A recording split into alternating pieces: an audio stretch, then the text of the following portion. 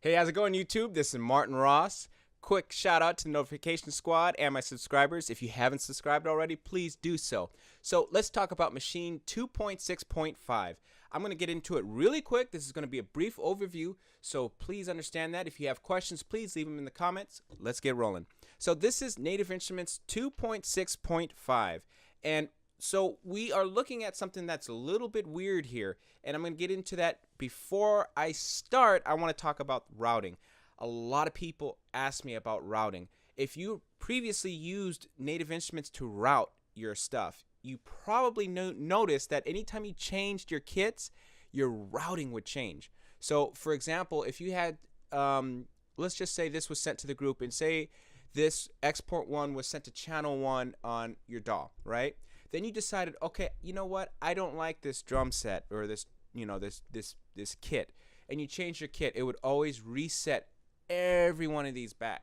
So with this little knob, make sure you tick this knob right here, or this little button here. Make sure that's ticked so that your routing is preserved anytime you change your routing. So that was really good what they did there. Thank you, Native Instruments, for that one. So now we're looking at something that you guys might say, what the heck is this? So if you're not familiar with the Jam, and I do not own a Jam, just to let you know there, I did in my previous video talk about how I was a little upset that they implemented selling us a $300 thing after a lot of us spent a lot of money on the studio just to add a better arrangement. So I'm glad they decided to listen to us and say, you know what, we're going to help you with arrangements. And this is really good. What they did here. So if you're familiar with the Jam, then you probably are looking at this like, okay, I get it, I know how to use this. So for those who are like me that don't own a Jam, what we're going to do is we're going to look at this pattern here. Now, I'm going to let you guys know I'm in the process of writing this song. This is Paula Abdul's, a remake of Paula Abdul's Straight Up. So I don't have everything together as such, but I am working on it. So let's go ahead and talk about what I'm looking at. So first and foremost, this is called the Ideas view. Now, if you hit Command 1, it'll take you there, or Command 2 will take you back to the original arranger. Now, if you're a heavy user and using the Maschine hardware, you're going to press Shift Scene to get through to see the arranger and then the Ideas view. Now, what we're going to do here is we're going to create a what we call arrangement here. Now, you might be a little confused on what's going on here. So the top part is all your arrangement. Each tab is a different scene, or maybe, for example, scene 1 is a hook, scene 2 is an intro, scene 3 is a bridge. That's all that is. Inside are the patterns that you've created, okay? And on the bottom are your instruments so you could see it.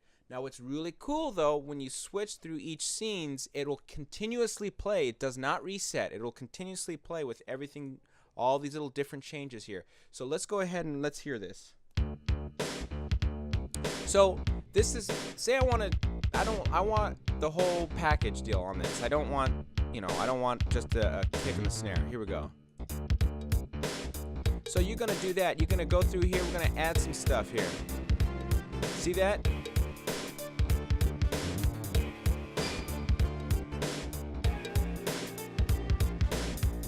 I like that. So if you don't like some of the patterns that are going on, just click on the active pattern and it goes away. So you're gonna have to click twice by selecting the area and then click it again, okay? Alright, now if you like that, you're gonna right click and say append to arrangement. Now again, as I told you before, I do have all this stuff going on here, but if you do have a lot more added stuff, you're gonna go see to the furthest right and the highlighted part. It's right there. So that's pretty interesting. So let's talk about another thing here. Let's go back to the Ideas view. Now, if you hold Option or Alt on a PC, you're gonna drag and drop. So, for example, like I just want cowbell, right? I want the cowbell and and the kick. I'm gonna go to my pattern that I originally created, which is the main one right here. I'm gonna hold down Option and drag it to a new pattern. Now, once I've dragged to a new pattern, which is really, I love that. I think that's awesome. I can go ahead and just get rid of this and just have my kick, snare, and my cowbell. I like that. So that's pretty neat. So again, when it comes to duplications, hold down the Alt button and you can drag and drop it. So that also works on the arranger mode for a whole entire instrument as well. just to let you know. So another thing too is obviously you have your create scene right here. This right here is a little bit weird to some people. What you're gonna do is you hit that plus, you can right click and you can select your scene. Now sometimes it will not set your scene, so you'll have to say auto length and it will set it to the original length that you have had previously. Remember folks, anytime you do any edits in this one, it affects the edits in the pattern that you have copied it from. So if I'm copying from scene 1 and I'm editing pattern 1, if I change here, this last note here, then look here, that same problem happens, okay? Thing that I always suggest you do is right click and hit unique, which creates a whole entire new pattern. It goes off the last pattern that you use. So if you're on pattern 1 on the bass, it becomes pattern 2. If you're on pattern 3 on the drums, it becomes pattern 4. So it just adds up there.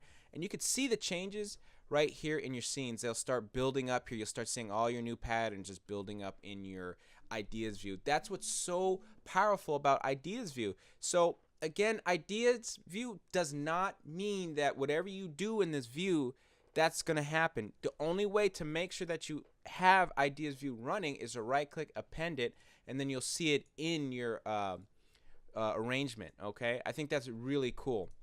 Let's talk about this thing called Midi Change. A lot of people don't know what the heck that is. A lot of people who do live music will really love this, because if you're Ableton Live user, you'll enjoy this here.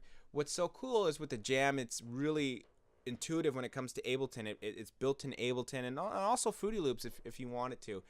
If you enable it, you can choose any source besides your machine. Some people want to use a button or something like that besides the machine, keep their machine less busy, right? You can select your MIDI source of all your MIDI lists here, and then you can change how you want to trigger it, okay? And you want to change the channel and whatnot. Now, I'm not going to use my keyboards because I'm going to show you how to do it right here. So the way it works is you just play your song and you can edit it just on the fly, remix it, and it's just gonna keep going. So I think that is really neat. I think that is a great implement that they did right there. So that is a quick overview of 2.6.5, and now I want to talk to you guys about what they should add. Now, I wish Native Instruments would add a few things here. I hope in the future they decide to add customizable chords. I understand that the Jam might have something like that, but again, I don't own a Jam. I don't think I'll get one anytime soon. I would love if I could be able to play my chords stored in my pad and be able to play it off my pad. I wish you could do that. I wish you don't have to have just the presetted chords. Next, I also hope they decide to implement arpeggiation outside of Native Instruments products. So for example, this key station, what happens if I hit a chord? I want to be able to hit C7, right? And I want to arpeggiate that. I think they should implement that for outside MIDI data. Next, and I still don't see why they haven't done this, is just import and export MP3. Now, I know people will say, okay, low quality, I get it. But when you want to export MP3 and you want to pop that on your phone and you don't want no 40 megabyte, 60, 80, 130 megabyte, demo, that's annoying. I want an MP3 file that may be at max 15 megabytes because it's quick load. I can go put it in my car and go to work and listen to it. I don't like the whole just all wave only. Great quality, that's great, but we should be able to import and export MIDI. I hope you guys do that in the future. Another thing now, I don't know, I believe you guys are working on this, and I heard about it, time stretching. So if you have a sample that doesn't hit that one bar or that doesn't hit that eighth note just right and you want it to be right, what I love what Studio One does was it has this really neat thing of your samples where you can stretch it and make it fit that area. So for example, your loop is 1 bar, but you're a little bit shy of 1 bar on that loop. I hope you guys do in the next update implement, on the fly real-time time stretching. I think that would be huge. But so far, I'm really loving this update. I'm having so much fun making just generic, I guess, ideas off my head. That's why I call it the ideas view. I think that's awesome, guys. I think you guys are really on the right path so far. I think I'm really impressed that you guys decided to implement Jam into Maschine and not Jam as a hardware. I think you guys are really, really definitely changing the feel to this whole entire Maschine thing. Coming from 1.0, I mean, you guys are really definitely changing everything here. I want to thank all you guys so much for watching. That's going to do it for me here. My name is Martin Ross. If you can, please like, comment, subscribe. Tell me what you think. Tell me if I missed something. Okay, let me know in the comments. Please, again, subscribe, like, comment, and most important, share. Thank you, guys. This is Martin Ross.